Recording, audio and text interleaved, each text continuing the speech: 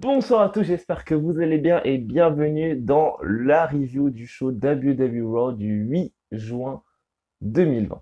Et nous sommes en compagnie de l'équipe de spécialistes L'Ange Bleu et Kevin Payne. Bonsoir, messieurs.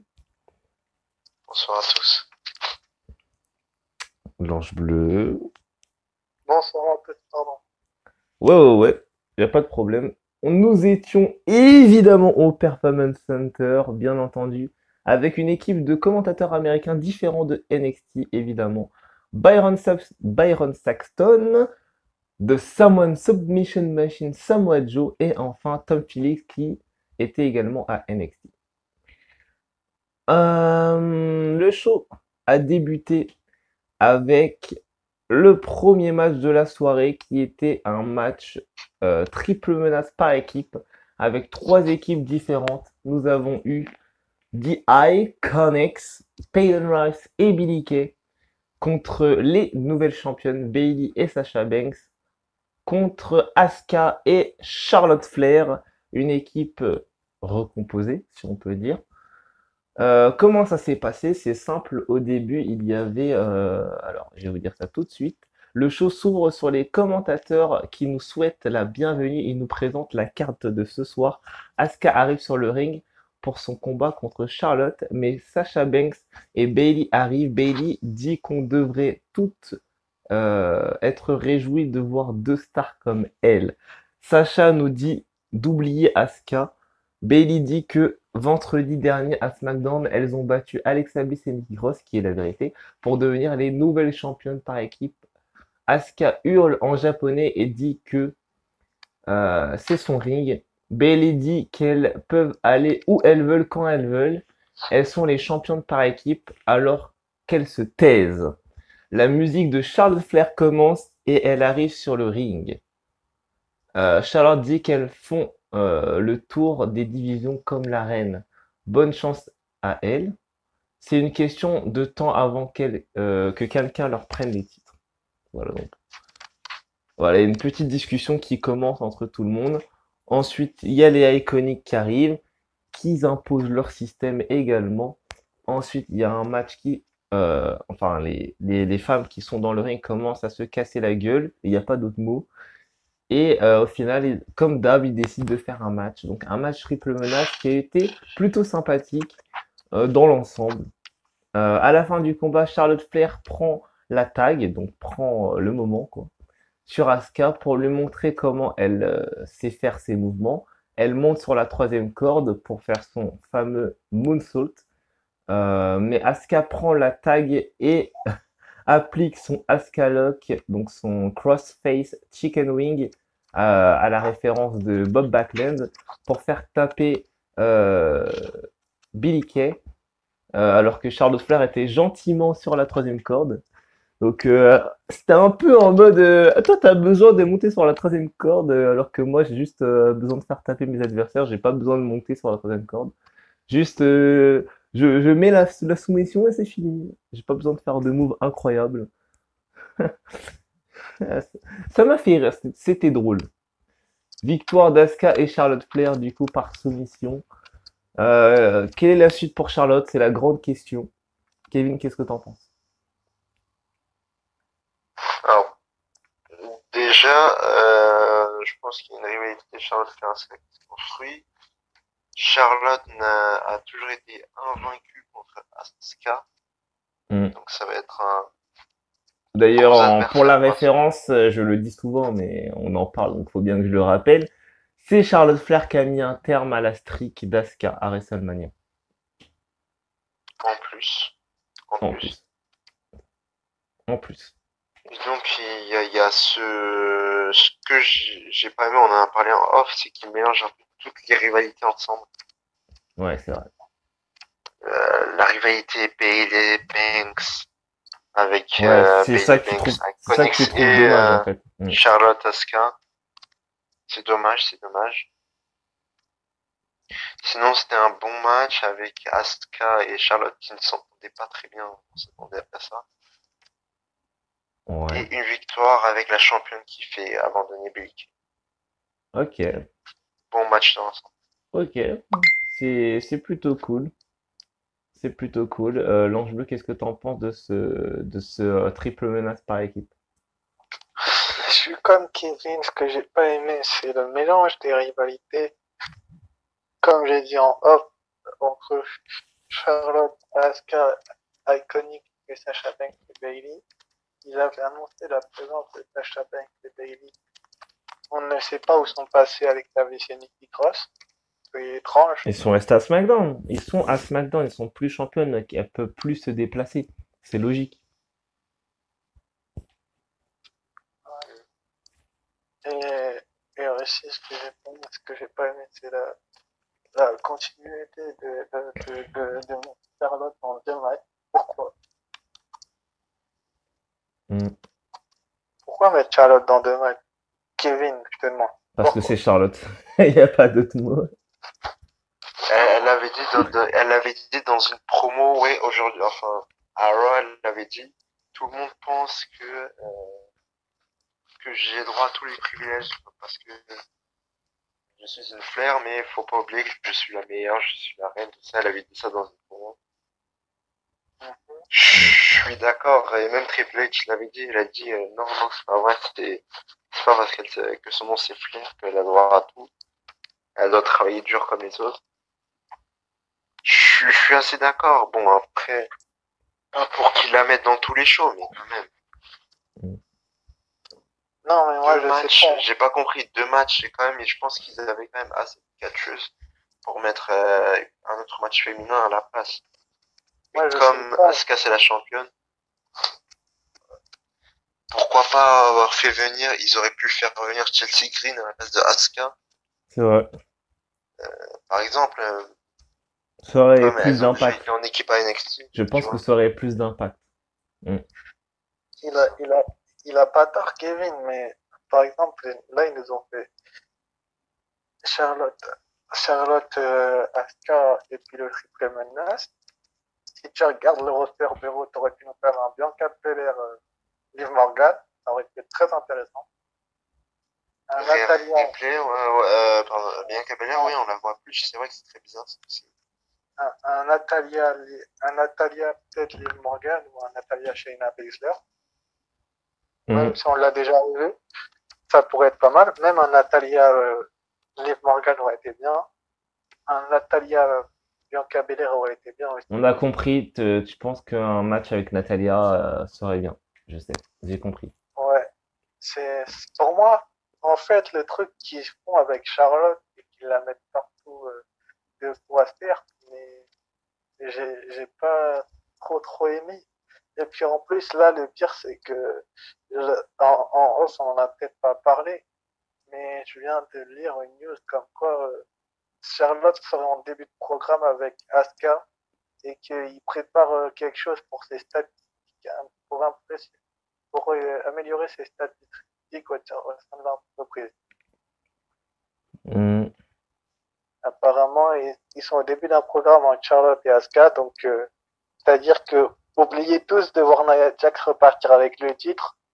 Je pense que je pense que ça va être Charlotte Asuka à Extreme Rules et que pour soigner les statistiques de Charlotte, ils vont lui mettre le titre.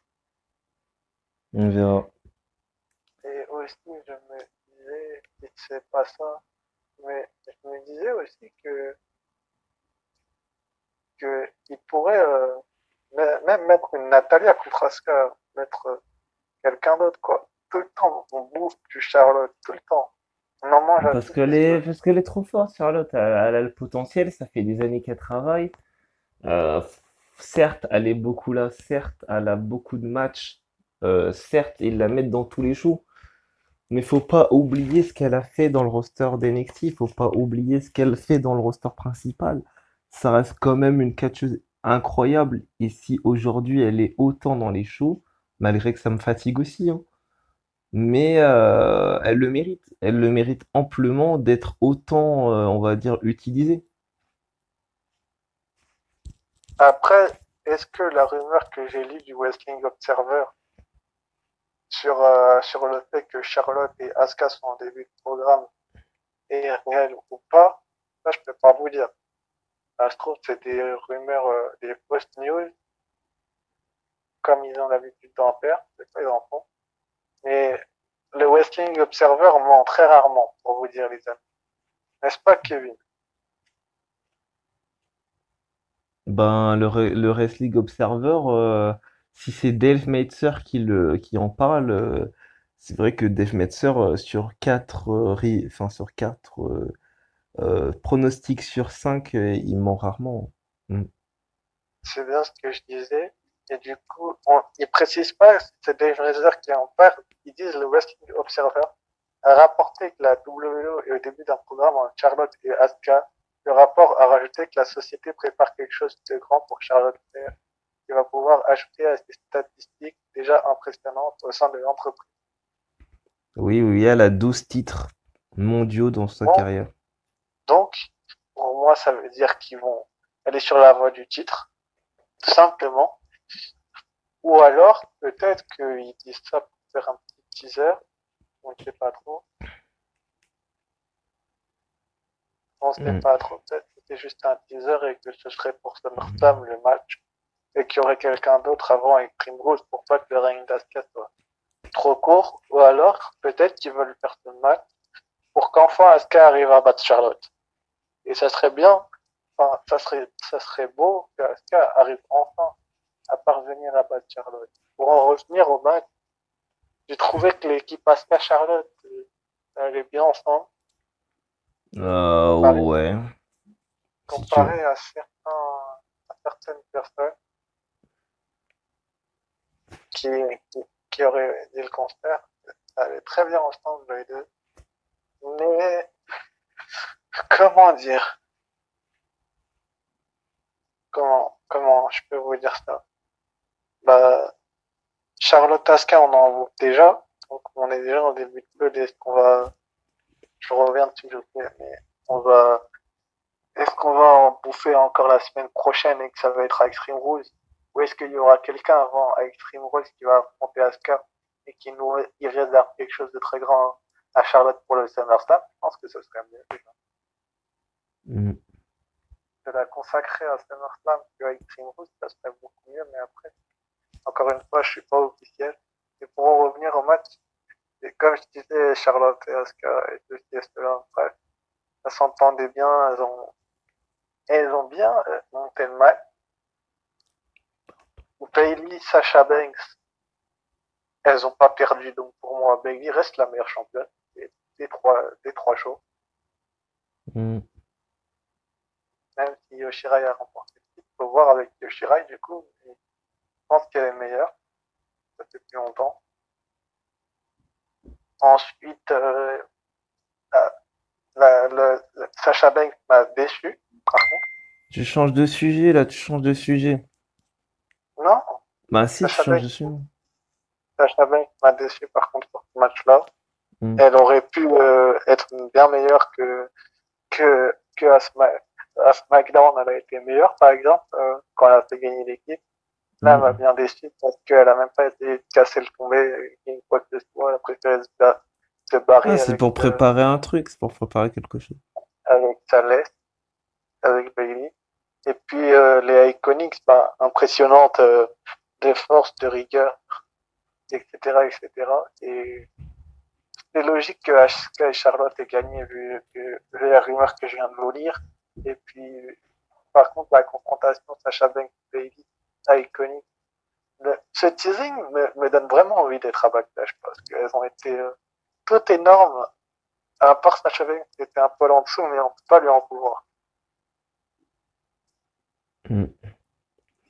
Ok, du coup, t'as longuement parlé sur ce spot. Du coup, je pense que Kevin, on peut passer à la suite. À moins qu'il ait des choses à rajouter, ça monsieur. Je pense pas. Kevin, est-ce que t'as des Oui. trucs à rajouter? Non, on passe. Ok. De retour, on retrouve Rey Mysterio via satellite, mais juste avant, Seth Rollins arrive. Seth Rollins arrive tout seul. Il arrive littéralement et il demande à Byron Saxton de se bouger. Il demande à Byron Saxton de sortir de son siège et de lui passer son casque avec son micro. Du coup, Byron Saxton, il écoute, il bouge. Du coup, Rollins, il prend le casque et il dit qu'il veut être témoin de cette explication de Rey Mysterio. Du coup, Seth Rollins qui dit bonjour Rey Mysterio à sa manière, un petit peu narquois, un petit peu je vais narguer Rey Mysterio tranquillement.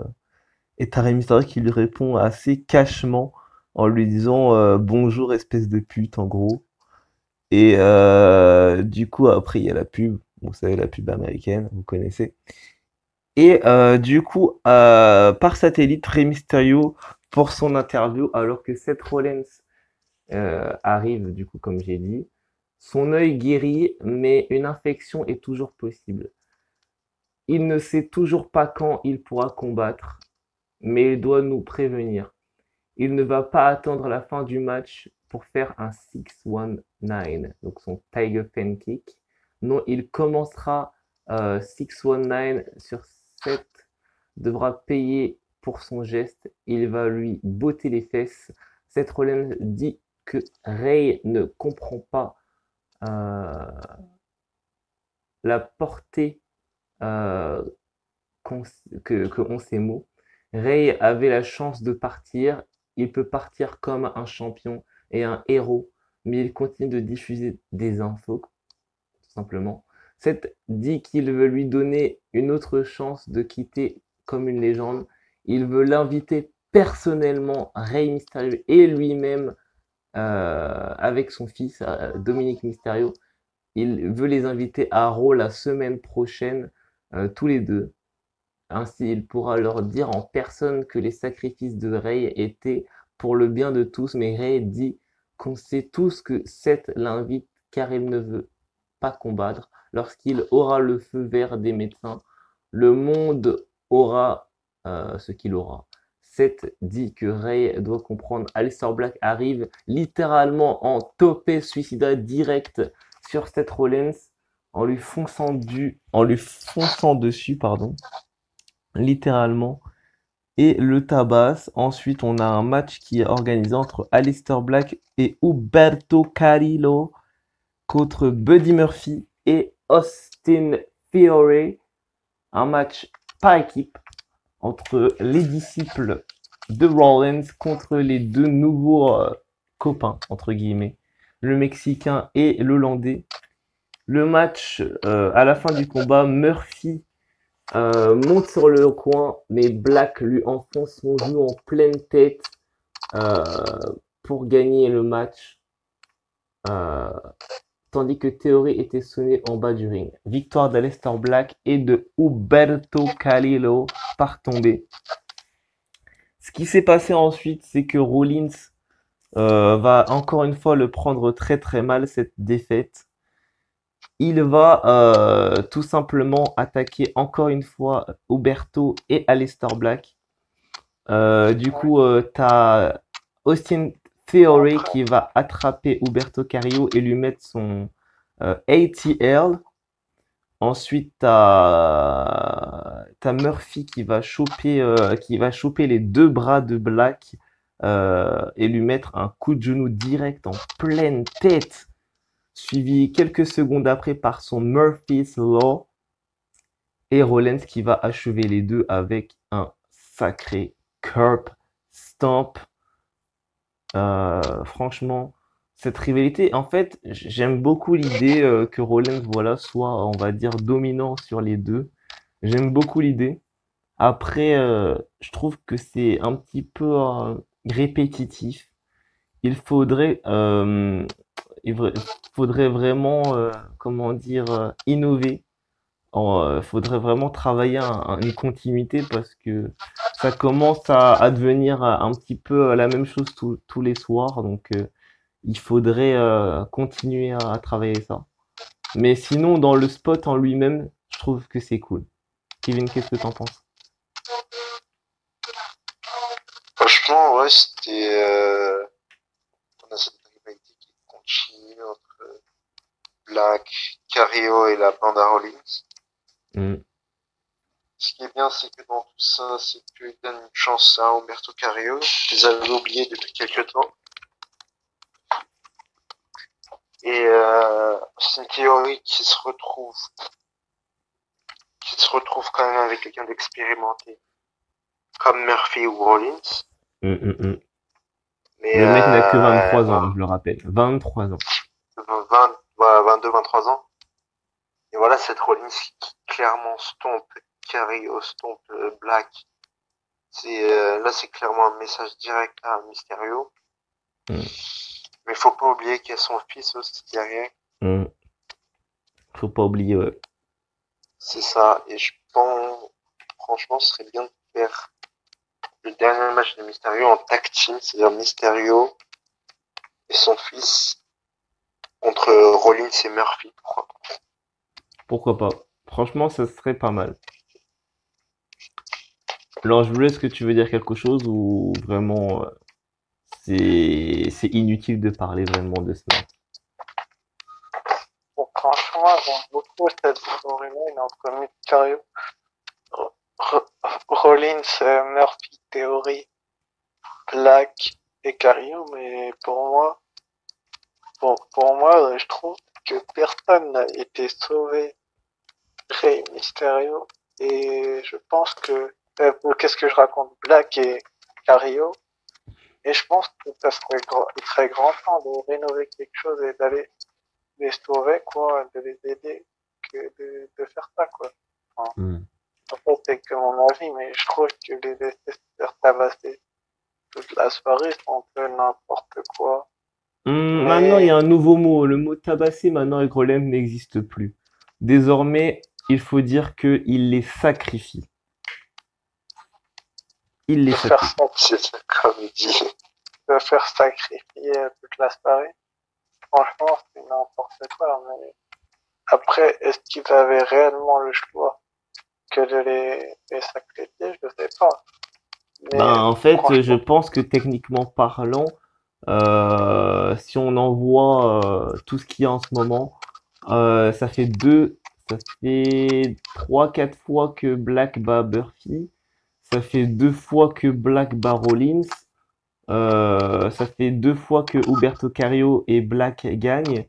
Donc au bout d'un moment, ça fait plusieurs défaites pour le clan de Rollins. Rollins, au bout d'un moment, je pense qu'il doit en avoir marre. Il doit se poser des questions. Il doit se dire, est-ce que j'ai vraiment besoin de ces deux-là pour dominer? Est-ce que vraiment je peux faire ça tout seul? Il est en train de se poser la question. Donc je pense que Rollins, il a envie de s'imposer. Il a envie de montrer son potentiel en tant que leader. Et parce qu'en fait, Rollins, si tu veux, bah, si vous voulez, je parle à tout le monde, il a toujours été dans des clans. Il a toujours été, on va dire, le dernier larron. C'est-à-dire que dans le Shield, c'était lui qui finissait les matchs certainement, mais je veux dire par là il n'était pas vraiment le chef du Shield. C'était Roman Reigns le chef du Shield. Dans l'autorité, il n'était pas vraiment le chef, c'était Triple H qui était le chef de l'autorité. Donc il a jamais vraiment été chef. Donc là, maintenant qu'il est chef de son clan, il aimerait vraiment s'imposer. Il aimerait vraiment montrer sa dominance. je dis pas le contraire, mais je trouve que ce serait mieux que quelqu'un il les sauvé à un moment donné. Oui, non, mais je suis tout à fait d'accord, mais il n'y a pas beaucoup de talents qui peuvent sauver et puis se mettre en travers des plans à Rollins, ça serait suicidaire, n'est-ce pas, Kevin? Pas très suicidaire, quoi, ça c'est sûr.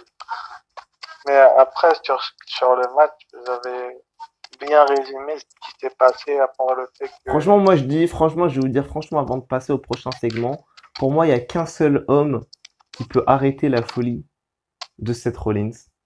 Enfin, il y en a deux, mais le deuxième n'est plus là n'est plus dans le roster de la WWE. Pour moi, il y en a qu'un seul aujourd'hui qui peut arrêter la folie de Seth Rollins. C'est son frère, c'est Roman Reigns. Il n'y a pas d'autre homme qui peut arrêter la folie de Rollins. oui, mais Roman Reigns c'est à SmackDown. Oui, non mais oui, il est à SmackDown, actuellement parlant. Après, il pourrait très bien faire un comeback à Raw. Franchement, avec le Brand Invitation, il pourrait très bien se ramener à Raw, dire ce qu'il a à dire à Rollins, le faire réaliser les choses. Il pourrait. Et puis s'il y a Austin Theory et Buddy Murphy qui veulent s'en mêler, et bah, qu'est-ce que tu veux que je te dise? Ça va partir en couille. Il n'y a pas d'autre mot. Ça va partir. Mais par exemple, un Ricochet ou un Cedric Alexander pourrait aider Black et Theory. Oui, Cario. ce serait logique quand on sait que Ricochet et Aleister Black ont gagné le Dusty Rhodes Tag Team Classic ensemble. C'est vrai que ça serait logique. Mais je pense pas. Je pense que pour l'instant, faut laisser les Two Fly tranquilles. Ils sont en train de se construire. Ils ont été à 2 doigts de se faire virer. Faut les laisser un petit peu tranquilles. Tu le dis. On passe au prochain segment le plus important du show. Le segment le plus long. Vraiment. C'est pour ça que je vous dis, excusez-moi. Mais du coup, c'est vraiment le segment le plus long. Du coup, c'était ce fameux segment où Christian invite Edge dans son Peep Show. Et du coup, Christian qui nous présente son meilleur ami, the 6-time champion, 7-time tag team champions, 12-time world heavyweight champion, the rated R superstar Edge. Christian dit qu'il était excité par le retour d'Edge après plus de 9 ans d'absence et qu'il était heureux qu'il ait eu son WrestleMania moment à WrestleMania 36. Mais il doit être honnête et dire qu'il lui semble qu'Edge est en perte de vitesse et ne sait pas si Edge peut encore offrir le meilleur combat de tous les temps à son âge.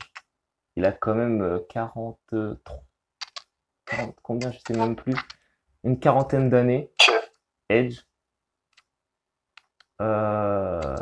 La barre est haute et Edge ne peut pas répondre à toutes ces attentes et cette pression.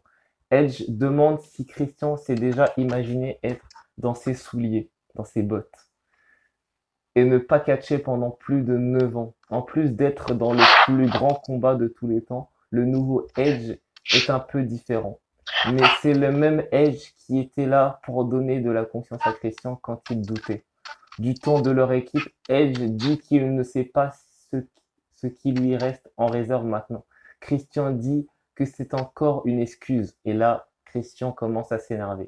Il se lève, il jette la chaise. Edge, évidemment, que se lève. Et là, on commence à se demander qu'est-ce qui se passe. Pourquoi Christian devient, on va dire, autoritaire avec Edge. Du coup, Christian dit que c'est encore une excuse. Edge croyait revenir, faire quelques spires, sourire et revenir à la maison. Où est le Edge d'avant? Il y a une personne encore plus investie que lui, la mère d'Edge. Elle était toujours là pour ses grands combats. Et elle sera encore là pour Backlash. Si l'ancien Edge n'est pas là pour Backlash, alors qu'il quitte tout de suite le ring et retourne à la maison maintenant. Les deux se regardent dans les yeux. Christian dit qu'il croit en Edge. C'est beau quand même l'amitié. Que Christian, il dit comme ça, il sait le potentiel que Edge a. Il sait tout ce qu'il a pu faire dans sa carrière. Christian, certes, est une grande légende du catch, mais il n'est pas un Hall of Famer. Il n'est pas officiellement Hall of Famer. Il est un Hall of Famer dans nos cœurs et dans l'espoir des gens et des fans. Et un Hall of Famer, on va dire, techniquement parlant.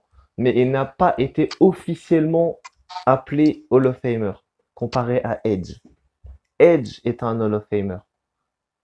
Et il sait le potentiel que a Edge.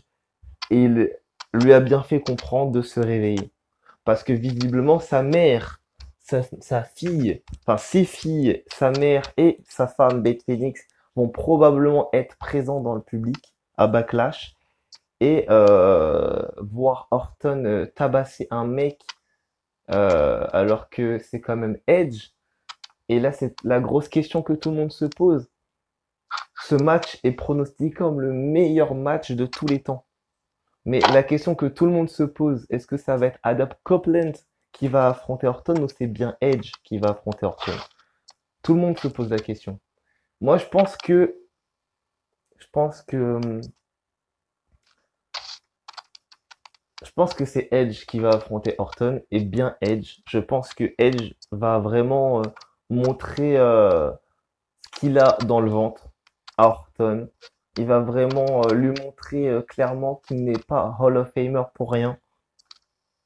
Et je pense qu'Orton va justement utiliser ses habilités naturelles, comme c'est dit dans la promo, pour donner du fil à retordre à Edge, même probablement essayer de le blesser, car on sait la nature vicieuse de Randy Orton, on sait que c'est un animal dangereux, on sait que c'est la vipère, on sait que c'est le prédateur ultime, on sait que c'est le fameux tueur de légende. Je pense que Orton va essayer de tuer littéralement Edge une bonne fois pour toutes, car il l'a dit dans sa promo, il veut mettre fin à cette parodie, il veut que Edge retourne à la maison une bonne fois pour toutes, qu'il arrête le catch, il est plus bon pour ça. Il veut que Edge retourne à la maison avec sa femme Beth et avec ses filles. Il veut que le papa retourne à la maison et que l'ancien catcheur vienne de temps en temps, mais pas pour catcher, pour faire des promos, pour faire ce genre de choses ou des émissions. Mais que le Edge d'avant n'est plus là, en gros. Et du coup, Edge a dit à la fin à Christian qu'il allait montrer à Orton ce qu'il vaut. Kevin, qu'est-ce que tu penses? Est-ce que tu penses, toi, que c'est Adam Copeland, donc l'acteur de cinéma, le grand-papa de l'histoire, ou est-ce que tu penses que c'est bel et bien The Rated R Superstar qui va affronter Orton à Backlash pour le plus grand match de l'histoire? Alors, ce sera bien The Rated R Superstar Edge qui va affronter Randy Orton. On se rappelle que ces deux-là étaient coéquipiers à l'ancienne. Rated Sur RKO. The Rated RKO. Mm. Donc, Christian a bien vu que Edge doutait avant qu'il lui parle. Il doutait que qu'il pouvait gagner contre Orton dans un match normal. Il a voulu faire revenir l'opportuniste. Ultime, Qui était Edge à the l'ancienne. Ultimate Opportunist. C'est ça. C'est ça. Et donc, je pense que là, on peut avoir un très bon match à Backlash. Et voilà, avec le retour de Edge. Franchement, si on peut faire une comparaison des deux carrières, t'as d'un côté un homme euh, qui a été, entre guillemets, travaillé à l'ancienne par des superstars comme Christian, comme Joey Legend, comme pas mal de superstars comme Rhino également. Il a eu beaucoup de soutien et il est devenu une superstar vraiment importante. Il a remporté pas mal de titres. C'est l'un des recordman, même s'il n'a pas non plus un palmarès comme Cena et Ric Flair, mais il a quand même 12 titres. Ça fait partie des records actuellement à la WWE. Euh, mais franchement, ça reste une légende. Et d'un côté, tu as quelqu'un qui a débuté par, on va dire, par le souhait de son père. Et après, il est devenu le champion le plus jeune de l'histoire. Faut le savoir. Petite histoire sur Orton, c'est le champion le plus jeune de l'histoire. Et après tout ça, il est devenu l'un des catcheurs les plus prestigieux de l'histoire de la WWE en quelques années seulement. Il fait partie lui aussi des recordman avec plus de 14 titres à son actif. C'est deux personnes qui ont un destin lié. Ces deux personnes, comme a dit Kevin un peu plus tôt dans cette discussion, qu'ils ont fait équipe, ils se connaissent très bien. C'est deux personnes qui ont travaillé ensemble. Comme a dit Orton, c'est le genre de mec qui a eu une belle carrière, certes, mais au bout d'un moment, quand t'es champion, t'as forcément des tentations sur la drogue ou certaines choses qui te font retomber bien bas Et t'as forcément des gens qui vont pas forcément te tendre la main. Mais il y a une seule personne aujourd'hui qui lui a tendu la main à ce moment-là, et c'est Edge. Et aujourd'hui, Orton, il a envie de montrer en fait sa reconnaissance entre guillemets à Edge en le ramenant à la maison, mais par la plus dure des manières, évidemment. Malheureusement, je pense que moi, je pense que ça va bel et bien être Edge qui sera là à Backlash, sous les yeux de sa famille. Après, est-ce qu'il aura plus de soutien? Je pense que Lita également sera là. C'est sa meilleure amie. C'est son ancienne copine en plus. Je pense que Lita sera là pour le soutenir. En ce qui concerne Orton, je pense que sa famille sera là également, dans la logique des choses. Et moi, je pense que Orton à Backlash, je ferai mes previews, je ferai les pronostics un peu plus tard avec les deux. Mais je pense que Edge et Orton vont livrer un combat exceptionnel. Je sais pas si ça va être le plus grand match de l'histoire. J'espère en fait que ça va être ça. Qu'on va pouvoir leur donner un trophée pour pour ce match incroyable. Mais l'Ange Bleu, est-ce que tu penses que, comme j'ai proposé la question à Kevin, je te la pose à toi également. Est-ce que tu penses que ce week-end, dans la nuit du 14 au 15 juin, à WWE Backlash 2020, est-ce que ça sera bel et bien Adam Copeland, l'acteur de cinéma, le papa, le grand Manitou, techniquement, ou est-ce que tu penses que ça va être la légende? Est-ce que tu penses que ça va être l'ultimate opportunist, le rated R superstar, la grande légende, le grand champion qui est Edge? On va avoir Edge, comme a dit Kevin. Et Oui, comme j'ai envie de revenir sur cette promo, bah, je trouve que Christian a été excellent dans cette promo et qu'il a bien géré tout son temps, etc., etc. Et qu'il a balancé quelques vérités à Edge qui font mal, mais j'ai bien vu la dans les vérité yeux fait d'Edge, parfois mal, ouais, c'est vrai. euh, j'ai j'ai bien vu dans les yeux d'Edge qu'il était fier de ça, Ah non, mais bon, ah non, Edge, moi je te dis, hein, franchement, je vais vous dire la vérité, je pense que Kevin pense comme moi, il pense quasi tout le temps comme moi, à quelques petits promos près. Mais je pense qu'il va être d'accord avec moi pour celui-ci. Franchement, pour moi, j'ai rien contre leur amitié, j'adore les deux. Pour moi, c'est deux grosses légendes, mais c'est surtout des idoles. C'est pour moi, s'il y avait un moyen de les rencontrer, je serais vraiment honoré. Mais moi, je pense que quelques secondes suffisaient à Christian encore. Si Christian mettait une claque comme à ses habitudes à Edge, vu l'énervement que j'ai vu dans les yeux d'Edge, à mon avis, ami ou pas ami, Edge lui aurait mis un spire.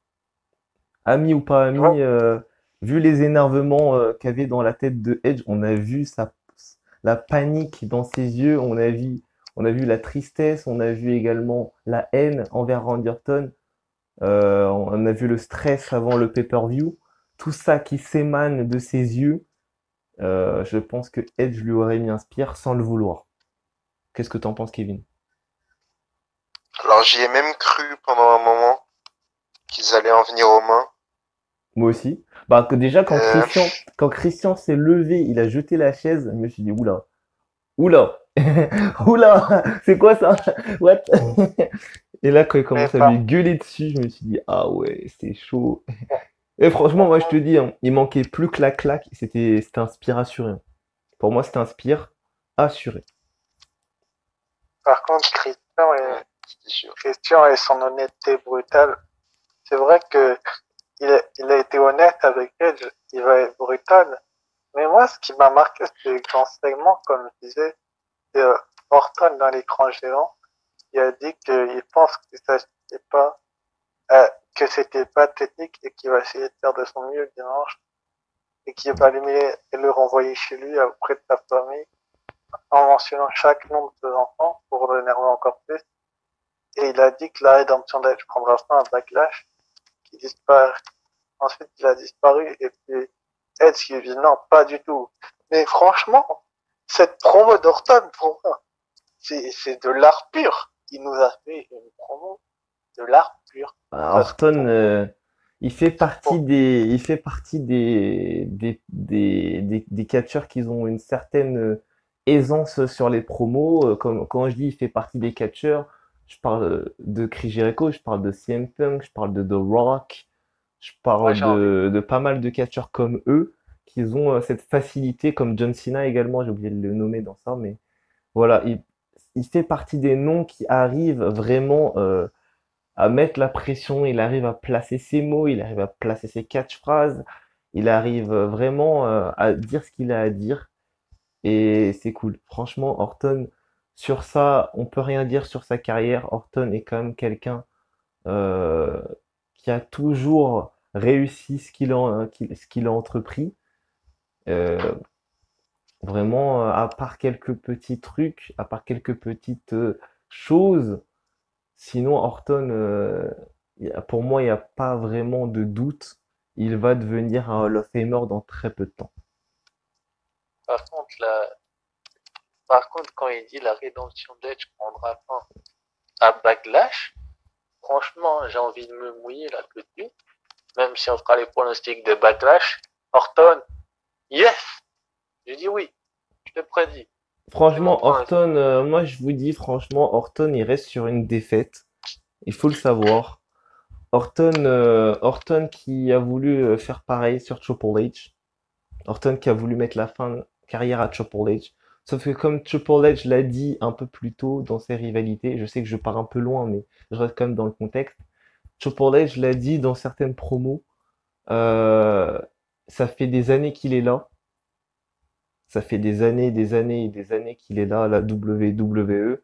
Il y a plein d'hommes avant qui ont voulu mettre fin à sa carrière et il est toujours là. Il est toujours présent. Personne n'a Moi, je prédis. réussi. Personne n'a Moi, réussi à le mettre au sol. Et pourtant, il y a des gens moi, qui ont vraiment essayé. Donc moi, je pense que Orton, il reste sur une défaite contre Triple H. Il reste sur une défaite contre Jinder Dormal également. Il reste sur une défaite sur plein de personnes. Je pense que Orton, en vrai de vrai, je pense qu'il est un petit peu entre les deux. Il se dit, ouais, c'est mon meilleur pote, mais si je veux me faire un nom encore plus fort que j'en ai déjà fait selon ma carrière, faut que je fasse quelque chose vraiment de surprenant. Et pour moi, ah, le truc surprenant, le plus surprenant qu'il ferait, pour moi, s'il devrait vraiment gagner ce match, pour moi, c'est un putt kick sur Edge. C'est qu'il arrivait à placer son putt kick. Et je pense que c'est ce qu'il a envie. C'est placer ce putt kick sur Edge et mettre fin à sa carrière comme ça. C'est vrai, ça serait choquant. Mais c'est ce qu'il veut. Sauf que pour moi, ça va pas arriver. Parce que Edge, pour moi, il va mettre fin à ce match. Il va gagner. non, Il va non, non. gagner.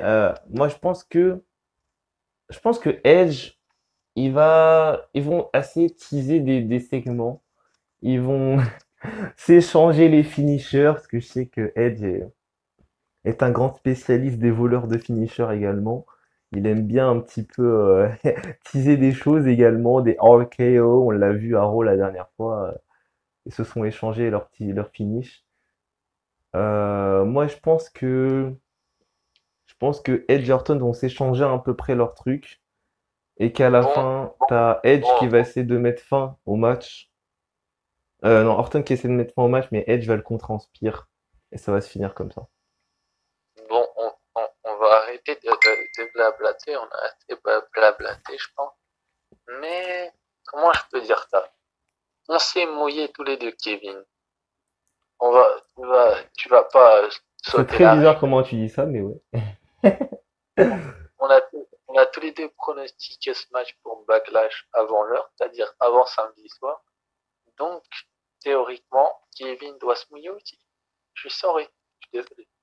Oh oui. Bon, Kevin, du coup, moi j'ai dit Edge, il a dit Orton, faut que tu tranches. Est-ce que tu penses que c'est The Rated or Superstar? Ou est-ce que tu penses que c'est The Viper qui va gagner le plus grand match de l'histoire à Backlash dans la nuit du 14 au 15 juin? Alors, c'est très dur, mais j'ai une petite Sachant qu'on suit un petit peu, parce que si on suit un petit peu, pour garder un petit peu de mystère sur sa décision, parmi toutes les légendes qui ont parlé, donc il y a eu Kurt Angle, il y a eu également Shawn Michaels, Triple H, il y a eu pas mal de talents, mais ils sont plus du côté de Edge que du côté d'Orton. Donc, est-ce que tu penses, Kevin, est-ce que tu penses que Edge sera bien Edge à ce moment-là déjà? Et est-ce que tu penses qu'il va gagner ce match? Alors, pour moi, je pense qu'il va gagner, mais les dernières promos, les dernières pronostics des légendes me mettent le doute parce que généralement quand les gens pronostiquent et que t'en as un qui gagne les pronostics, bah souvent il perd le match. Enfin, c'est ce Ouais, que c'est la j'ai petite l'impression. théorie de l'ange bleu, ça. Voilà. Donc, je vais te dire Edge comme ça, mais Ouais, c'est en vrai, avec je vais te dire Ouais, je Orton, vois. ce serait logique aussi. Faut voir, faut voir, faut voir. Faut voir la suite. De toute façon, moi, je vais dire Orton et troisième match au SummerSlam, la bête. On verra. On verra, les amis. Ensuite, on a un triple menace. On a Apollo Crews qui, justement, se fait interviewer. Non, Euh, t'as oublié un segment. oui, je sais, mais c'est pas très important comparé à celui-là. Du coup, il y a un triple menace qui est organisé entre Andrade, Angel Garza et Kevin Owens. Un match triple menace pour déterminer l'adversaire d'Apollo Crews à Backlash.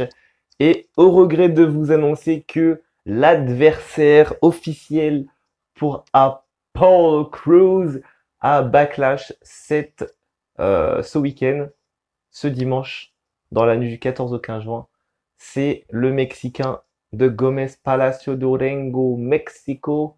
C'est l'ancien champion du monde d'NXT, l'ancien champion du monde des États-Unis. C'est Andrade qui a battu Kevin Owens et Angel Garza malgré eux. Andrade qui arrive à décrocher sa revanche contre Apollo Crews à Backlash. J'aime beaucoup l'idée. Après, j'espère pour Apollo Crews que son règne ne va pas être très court, parce que ça serait bête de lui offrir une chance, de le laisser devenir champion et d'un coup sec, lui enlever tout ça, ça serait vraiment méchant de la part de Vince McMahon. Mais on connaît Vince McMahon, on sait qu'il en est capable, donc on verra ce que ça donne. Kevin, qu'est-ce que t'en penses? Andrade, Apollo Crews.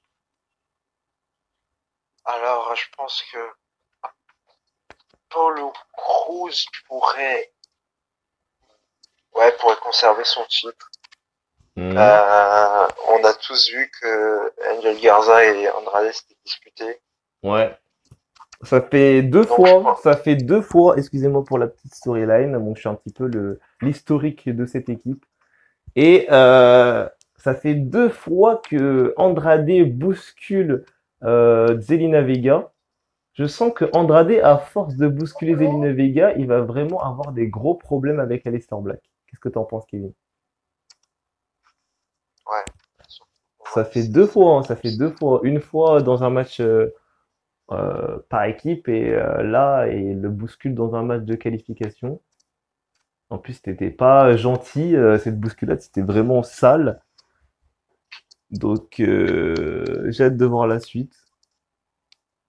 Mais franchement, faut voir, faut voir. Apollo Cruz Andrade, on dira nos pronostics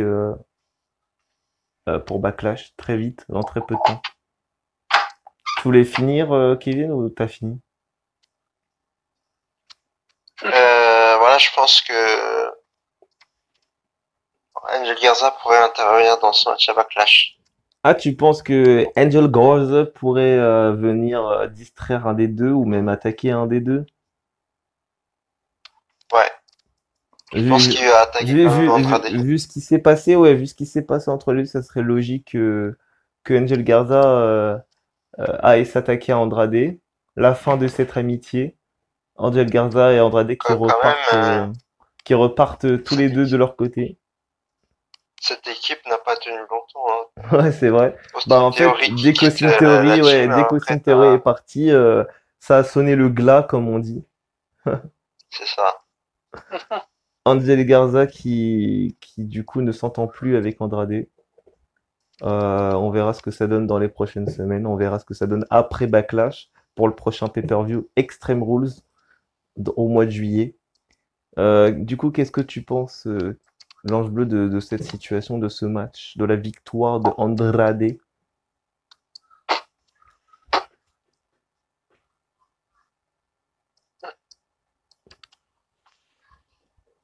Hmm. Qu'est-ce que tu penses? Quand tu rigoles, qu'est-ce qui te fait rire?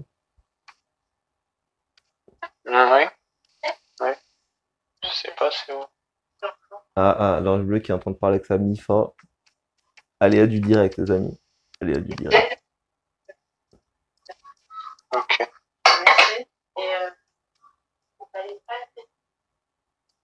Ouais. Ou, Ok. on est Je, toujours sur je Andrade vous. Garza, c'est ça? Ouais, on est toujours dessus. Ouais, bah, mais franchement, je pense que après Apollo Crews, Andrade, il va faire une petite rivalité Ouais. avec Garza pour faire la transition. Ouais. Je pense pour Extreme Rules, pourquoi pas. Tu vois, donc un bon match de Mexicains.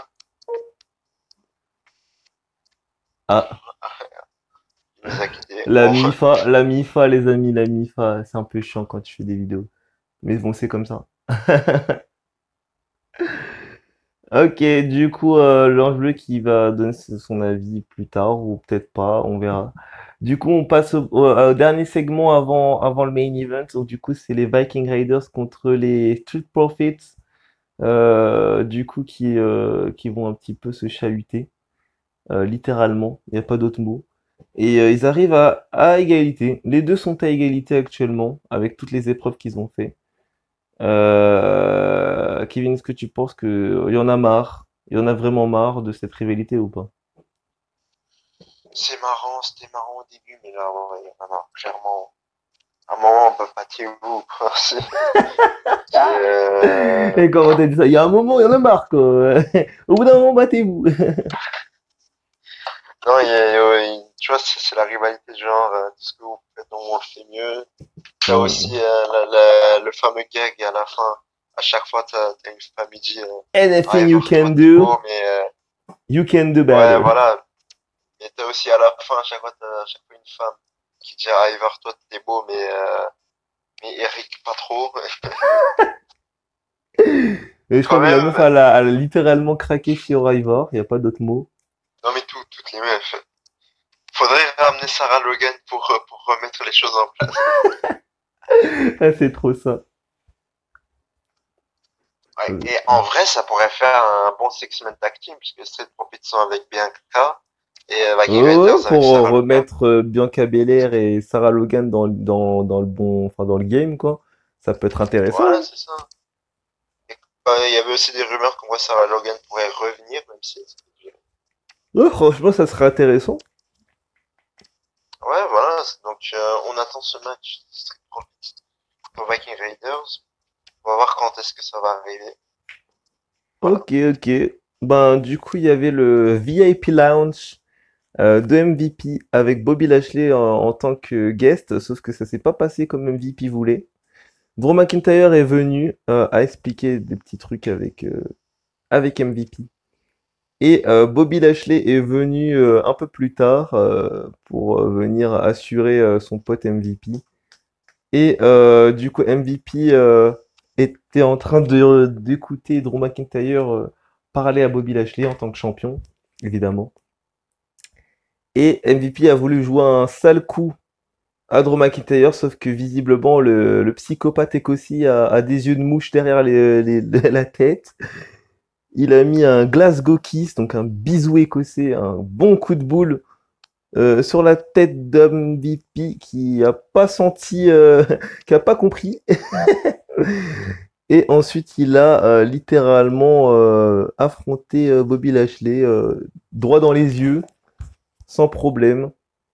Sauf que, évidemment, vous savez la fin. Drew McIntyre a été plus dominant que Bobby Lashley, comme chaque semaine. Match qui est en train de se préparer entre Bobby Lashley et Drew McIntyre pour ce week-end. Kevin, qu'est-ce que tu penses de cette rivalité entre McIntyre et Bobby Lashley? Bah, je vais dire que ça sert quand même à préparer le terrain pour Lashley Parce avant de qu'apparemment, à ce rencontrer qui Brock paraît, Lesnar. ouais, pour contrer, apparemment, à ce qui paraît, vous énervez pas sur Twitter, Instagram ou Messenger ou YouTube, vous énervez pas. Je sais que ça vous choque, qu'ils veulent mettre fin à la petite série d'invincibilité de Drew McIntyre en tant que champion. Je sais que ça vous choque qu'ils veulent justement le battre et lui prendre la ceinture alors que ça fait pas longtemps. Je sais. Ça vous énerve. Mais ça part d'un bon sentiment. Dans le sens où, au moins, Vince McMahon a un cœur. Au cas où, si vous ne le savez pas. C'est-à-dire que le mec en a marre qu'on parle de racisme. Et donc, c'est pour ça qu'ils veulent donner le titre à Bobby Lashley, parce que ils veulent pas qu'on pense que la WWE est raciste envers les Noirs. Ça part d'un bon ressentiment. N'est-ce pas, Kevin? Ça part d'un bon sentiment, voilà. Donc, il prépare le terrain pour Et je Bobby pense que Lashley. oui, apparemment, parce qu'à ce qui paraît, Brock Lesnar, The Beast, va faire son retour à SummerSlam, donc dans quelques mois désormais, dans 2 mois à peu près, 2 mois et demi. Donc on verra ce que ça donne, on verra ce que ça donne. Lesnar qui va bientôt faire son retour dans les semaines et les mois à venir même. Donc on attend ça avec impatience. Je pense que de toute façon, que ça soit avec le titre ou sans le titre, les deux vont s'affronter à SummerSlam. Il faut, pour moi, même si ça part d'un bon ressentiment, je suis du même avis que vous, il faut laisser le titre à Drew McIntyre. Il vient de l'avoir. Faut pas lui prendre. Je pense qu'il faut attendre un petit peu. Je pense qu'il va falloir que Drew McIntyre fasse sa marque à Raw pendant un long moment. Je dirais en moyenne jusqu'à peut-être jusqu'au prochain Royal Rumble, c'est-à-dire au mois de janvier 2021. Et au plus long, ça serait pour moi jusqu'à WrestleMania, pour qu'il ait 1 an de règne, pile. Et après, s'ils veulent vraiment lui enlever le titre, faudrait, pour moi, soit ramener quelqu'un qui en va vraiment la peine, comme, je sais pas, Kevin, quel nom t'aimerais donner? Contre Lashley. Ouais, pourquoi pas, ou Euh, je sais pas, ou je sais pas, les gens comme également comme Roman Reigns, parce que évidemment il a SmackDown, mais il peut très bien faire une Brand Invitation et venir comme ça, s'inviter dans un match. Bon, vu comment il est, maintenant il est heel, hein. Faut savoir que Roman Reigns, c'est Drew McIntyre qui a pris son babyface style, donc Roman Reigns va revenir heel. Donc ça serait bien d'avoir un champion dominant heel, surtout Roman Reigns. Ensuite, pourquoi pas un retour de légende? Pourquoi pas, je sais pas moi, pourquoi pas CM Punk? Qui sait? Ah, pourquoi pas. Franchement, si tu veux vraiment mettre over Lashley, tu peux le mettre contre The Fiend. Ah ouais. Ah ouais, Tu peux le pourquoi mettre contre pas. The Ah, Fiend. pourquoi pas. Et je préfère largement que The Fiend perde contre Bobby Lashley qui perd contre Goldberg dans 2 minutes. Je préfère largement ça. J'avoue. J'avoue. Du coup, on Et là, tu finit le mets over de fou. au verre de malade, ouais. On finit, j'allais faire une blague, mais je me suis retenu. J'allais dire over de limite, en référence à Aussi. l'ancien show de la WWE. Mm. Du coup, on passe au main event. Donc, deuxième match pour Charlotte Flair. Elle affronte Asuka dans un match classique sans titre. Pendant le combat, les Iconics sortent de la foule et attaquent Sasha et Bailey pour terminer avec leur variante du Magic Killer et Bailey sur la table des commentateurs. À la fin du combat, Asuka repousse Charlotte qui voulait faire son figure 4 Mais Charlotte revient à la charge avec un spear et la couvre, mais elle résiste à deux. Asuka veut appliquer une soumission, mais Charlotte la repousse et lui fait un spear pour la couvrir, mais elle résiste encore. Les deux s'affrontent. Nia Jax arrive et monte sur le tablier, mais Asuka la frappe pour la faire tomber en bas du ring. Charlotte Flair en profite pour faire un big boot magnifique à Asuka pour le compte de 3. Et Charlotte Flair s'impose encore une fois contre Asuka. Après le combat, Charlotte Flair célèbre sa victoire, mais Nia Jax monte dans le ring et fait son Samoan Drop à Asuka et le show se termine ainsi. Donc, premièrement, Charlotte Flair a encore battu Asuka. Et deuxièmement, Nia Jax qui met un terme au pronostic. Elle met un terme dominant sur Asuka. Elle lui montre aux gens que malgré le fait qu'elle soit pas safe, elle est quand même dominante. Et Nia Jax est une ancienne championne des femmes, faut pas l'oublier. Elle avait gagné son titre à WrestleMania. Donc, moi, je pense que, pour moi, je pense que Charlotte Flair, elle n'a plus rien à prouver aujourd'hui. Je pense qu'elle a plus rien à prouver désormais. J'ai hâte de voir la suite en ce qui concerne Asuka, Nia Jax. C'est vrai que les deux s'affrontent ce week-end à Backlash pour le titre. J'ai hâte de voir ce que ça va donner entre les deux. On verra pour les pronostics, mais je pense qu'Asuka va conserver. Pour moi, je pense que dans les 80% des cas, je pense qu'Asuka va conserver. Je dis pas que Nia Jax a pas sa chance, parce que je serais vraiment méchant si je dis ça. Mais pour moi, il y a pas vraiment de pronostic à faire. Asuka vient d'être championne. Elle s'est fait donner les titres. Elle s'est fait donner le titre. Elle ne l'a pas gagné, encore une fois. Donc arrêtez sur Internet, s'il vous plaît. Becky Lynch lui a donné le titre parce qu'elle a le plus confiance en Asuka que à tout le monde.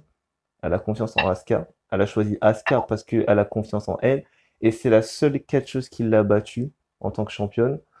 Donc je pense que c'est aussi pour ça.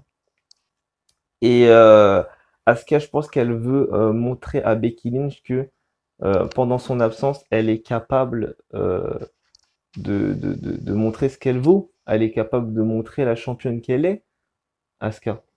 La championne dominante qui met tout le monde over quand elle veut, où elle veut, à l'heure qu'elle veut.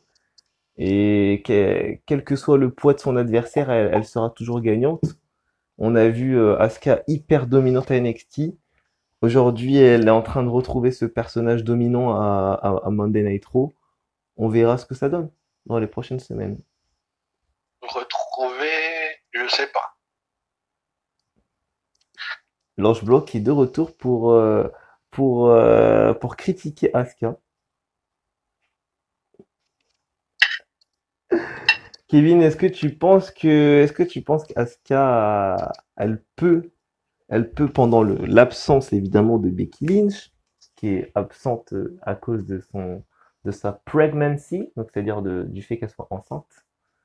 Est-ce que tu penses que Asuka est en train de montrer à Becky Lynch qu'elle peut garder au chaud son titre jusqu'à son retour? Alors, je pense qu'elle a une capacité pour garder ce titre. Je vois pas qui pourrait lui prendre pour l'instant. Mmh. Même pas Nia Jax. Nia Jax, Alors que c'est Nia Jax. même si elle gagne, pour moi, ce sera pas une très bonne championne. Pour moi, ce sera pas une très bonne championne. Mmh. Pour moi, pour battre Asuka, il y a deux choix.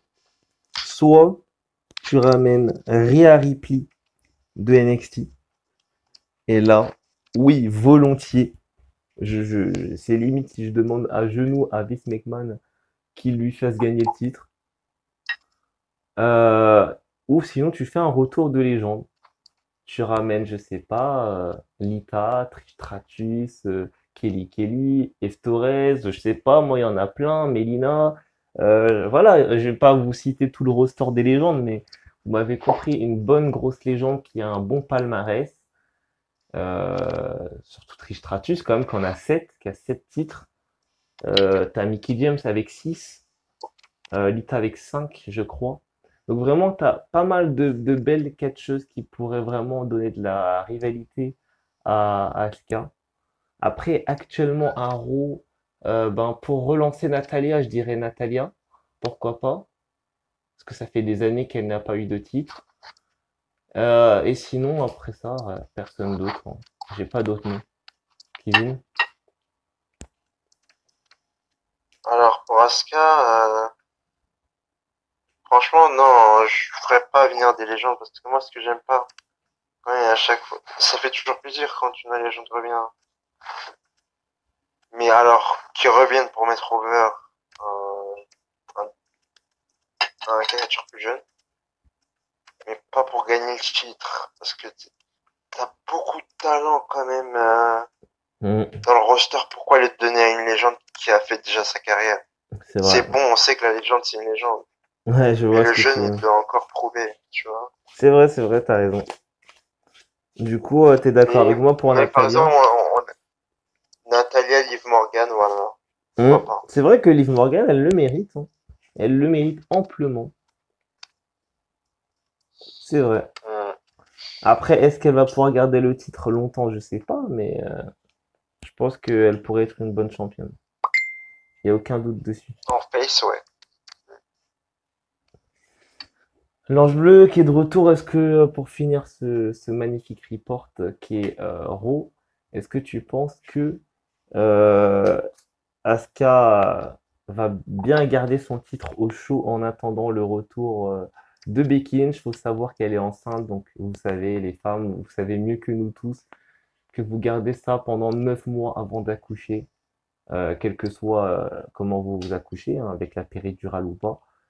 Et ensuite, faut savoir qu'elle aura, elle n'est pas de retour avant WrestleMania 37 apparemment, parce que après ça, il faut qu'elle se réorganise, il faut que son ventre il dégonfle, il faut que, il faut qu'elle reprenne l'entraînement, il faut qu'elle puisse se réhabituer aux tournées. Donc ça va prendre beaucoup de temps avant que Becky Lynch revienne. Apparemment, pronostic, rumeur, elle sera de retour à WrestleMania 37, donc à Hollywood en Californie, prochain pour WrestleMania 37. Donc faut voir. Mais ce n'est qu'une rumeur parce qu'à mon avis, ça va prendre plus de temps. Moi, je suis pas d'accord avec toi. Je pense que ça va pas prendre plus de temps. Elle va revenir à Mania 37. En fait, ce qui va se passer, c'est que Asuka va garder le titre au chaud, comme vous dites,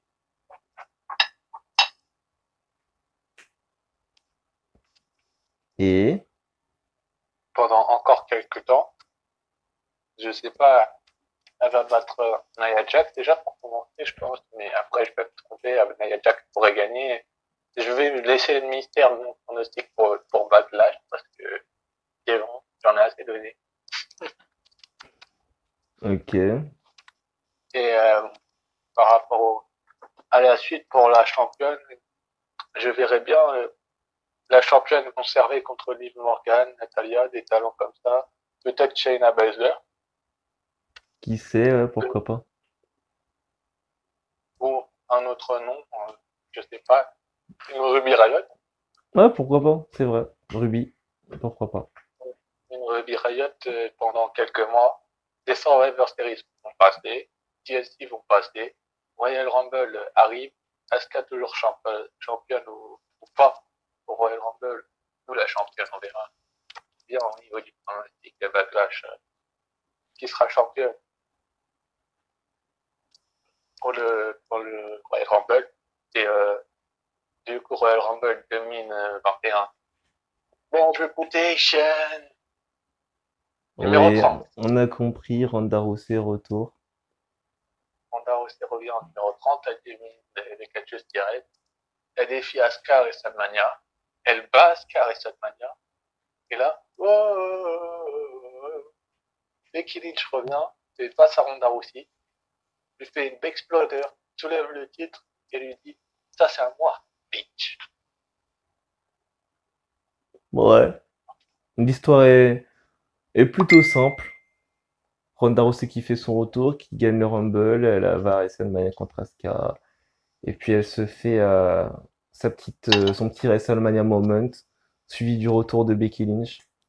Ouais, j'aime bien l'idée. Après, pour moi, ça serait trop simple de faire gagner Ronda Rousey le Royal Rumble. Tu mets Ronda Rousey en numéro 30, ça serait trop simple, ça serait trop prévisible en fait qu'elle gagne le Rumble. En fait, tu vas pas faire revenir Ronda Rousey en numéro 30 pour perdre. C'est inutile sinon. Pourquoi tu la feras arriver plus tard? Donc moi je pense que si c'est le cas, elle va gagner. Après, je pense que Ou alors, moi je dis ça serait bête. Moi je dis ça serait bête de gâcher un moment comme WrestleMania. Moi je pense que la meilleure chose à faire dans la merde où est actuellement la WWE, c'est-à-dire dominer dans les stats, etc. par la AEW. Moi, je pense que dans la merde où est actuellement la WWE, il faudrait quelque chose pour les remettre en avant. Et pour moi, la meilleure chose pour pouvoir faire en sorte qu'ils reviennent, c'est simple. Pour moi, il y a trois moyens. Premier moyen, SummerSlam, tu fais le retour de Ronda Rousey. Tu fais le retour de Ronda Rousey après quelques mois de blessure. On se rappelle qu'elle s'est cassé l'un des doigts, je sais plus lequel, mais elle s'est cassé le doigt. Et elle a été également partie également pour fonder une famille avec son mari. Donc elle revient, elle casse la gueule littéralement à son adversaire. Elle gagne à SummerSlam. À la fin, tu reformes le Force Women de la MMA, donc avec Shayna Baszler, Marina Shafir et Jasmine Doe qui arrivent de NXT fraîchement après SummerSlam. Tu l'as fait dominer pendant, je sais pas, quelques mois. Au final, un peu plus tard, t'as dans un premier temps Bayley et Sasha Banks qui sont en brand invitation du côté de Monday Night Raw. Charlotte Flair et Becky Lynch qui vont se faire face dans un match, je sais pas dans quelle stipulation, mais Becky Lynch qui va faire face à Charlotte pour son retour. Ensuite, je vois Becky Lynch gagner sur Charlotte. Je vois les deux lascars de Bayley et Sasha Banks venir un petit peu embêter ses deux anciennes copines. À un moment donné, ça va partir en couille. Au final, t'as quelqu'un qui va venir leur faire comprendre d'arrêter leurs conneries. Je pense à Stephanie McMahon. C'est entre femmes, ça parle beaucoup, n'est-ce pas, Kevin?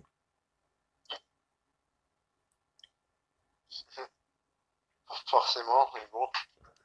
Et ensuite, en ce qui concerne la suite, je vois du coup l'équipe de Ronda Rousey arriver. Je vois le face-à-face que tout le monde veut, c'est-à-dire les deux Force Women face à face, voir Ronda Rousey face à Becky, voir Charlotte Flair face à Shayna Baszler, et les deux Bayley et Sasha Banks face à Marina Shafir et Jasmine Duke. Tout le monde le veut ce face-à-face. Tout le monde. Et pour moi, la meilleure place, le meilleur endroit pour faire ce match, pour faire ce 8 Women Tag Team match, c'est WrestleMania. Il n'y a pas meilleure place que WrestleMania pour ce match. ou alors, mon deuxième pronostic, ça va s'orienter vers le show bleu.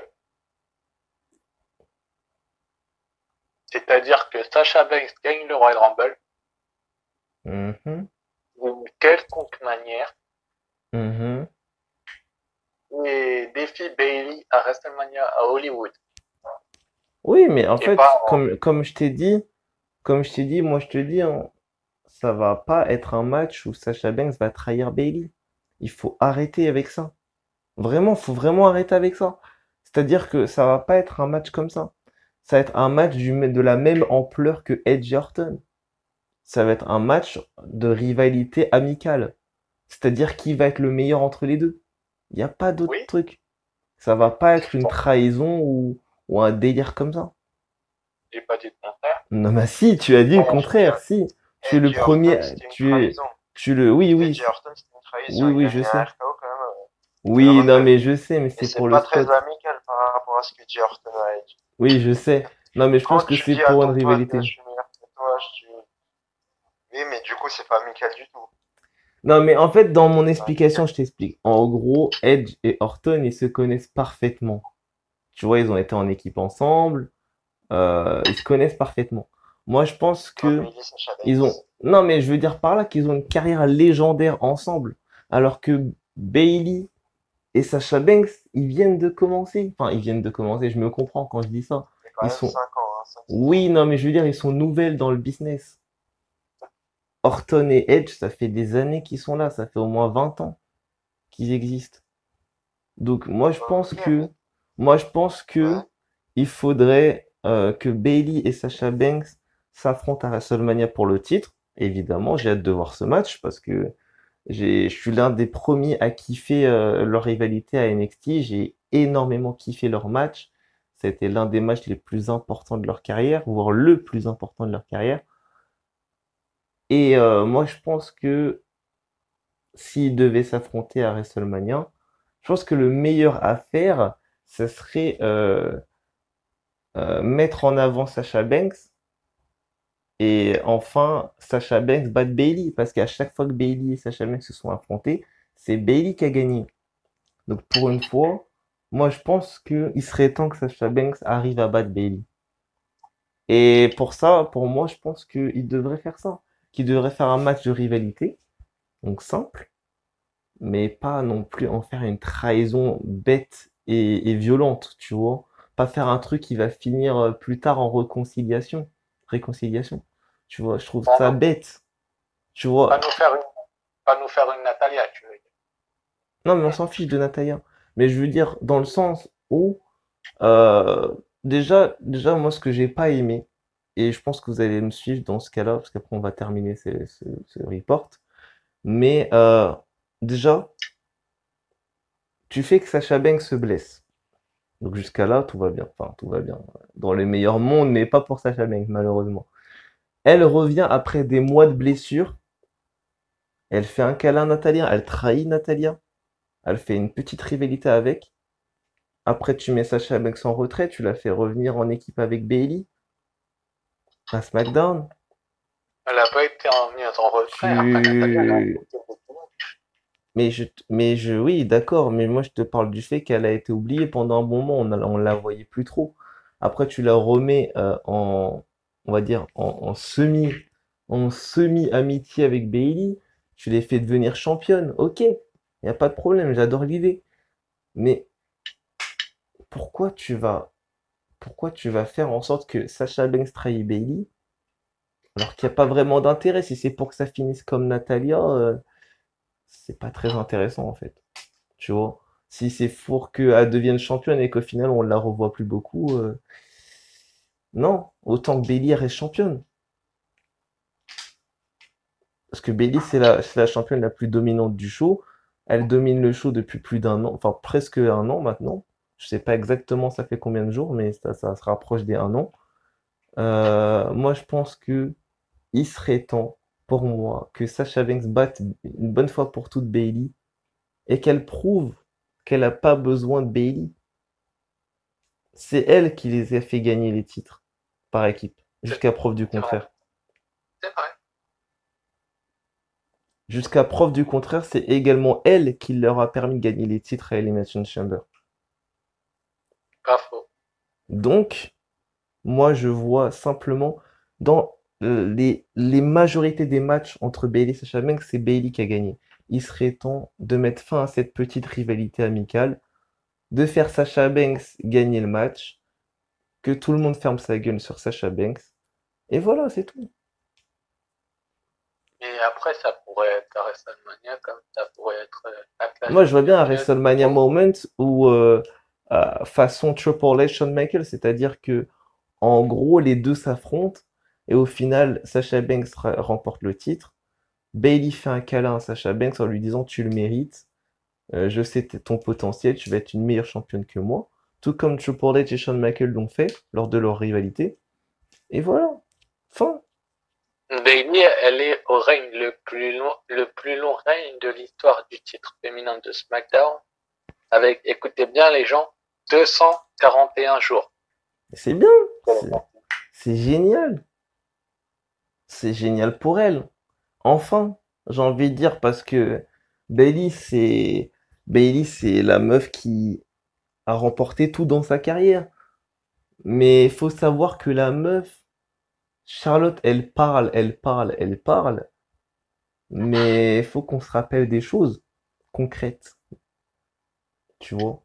Bailey, dès qu'elle était encore la câlineuse que tout le monde préfère, elle n'a pas eu besoin de Sasha Banks pour prendre le titre à Charlotte. C'est vrai. Elle l'a battue. Lors de son heel turn et quand elle s'est fait rebattre par Charlotte, et lorsqu'elle a fait son heel turn, elle a rebattu Charlotte sans Sasha Banks. Donc, C'est vrai. je suis désolé, mais encore et une au fois, Smack- elle n'a pas besoin de Sasha Banks, Bailey. Et au SmackDown il y a 3 semaines, elle a battu Charlotte sans Sasha Banks. Encore une fois. Oui, mais c'est ce que je dis. Elle en a pas besoin. Kevin, qu'est-ce que t'en penses?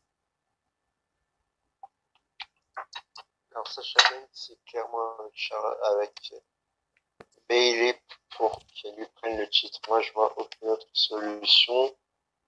Là, ça, on le sent depuis très longtemps. Il n'y a pas d'autre moyen. Je suis désolé de le dire, hein, mais il y aura une trahison, c'est sûr. Non, mais moi, je dis ce que je pense. Après, s'il y a une trahison, ça arrivera, je le sais. C'est comme ça. Bah, C'est voilà. le monde du catch. C'est la vérité. Là, moi, on n'a aucun pouvoir que là-dessus. Hein. Malheureusement, on n'a aucun pouvoir. J'ai une théorie. La trahison arrivait dès ce week-end à Backlash. Non, faut pas abuser non plus. Non, c'est possible. Hein. Ce serait trop tôt. Ce serait trop tôt, il perdrait le titre trop vite pour rien. Bah, Extreme Rules alors. On verra. Toujours trop tôt, je trouve. On verra. Allez, peut-être SummerSlam, Clash of Champions. On verra. Sur ce, les amis, on va se dire que ça a été une bonne soirée pour nous, Monday Night Raw. On va se souhaiter une très bonne soirée. On va se souhaiter une bonne semaine pour ceux qui retravaillent, parce que je sais que vous retravaillez pour certains. Je sais que c'est dur de reprendre le travail après tous ces mois de confinement.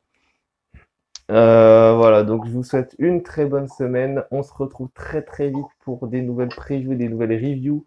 Donc commencez à vous abonner en masse sur la chaîne YouTube. Beaucoup de contenu arrive, des vlogs, des vidéos, des let's play, des reviews, des previews, des émissions, des interviews, des résumés de vie de catcheurs. Beaucoup de trucs arrivent. Donc n'hésitez pas à vous abonner si vous êtes impatient de pouvoir voir tout ça. Il y a bien entendu une nouvelle émission qui va sortir, mais je dirai pas tout comme ça. Faut bien garder des petites anecdotes, des petits trucs mystérieux, n'est-ce pas, Kevin? Toujours un suspense. Toujours regarder un petit peu de suspense. Sur ce, les amis, je vous souhaite une très bonne soirée. On se retrouve très très vite. Je vous souhaite un très très bon show. Donc ce sera NXT demain soir. Donc je vous souhaite un très très bon NXT. Et nous, on se retrouve très très vite pour des nouvelles aventures. Et on se retrouve très prochainement.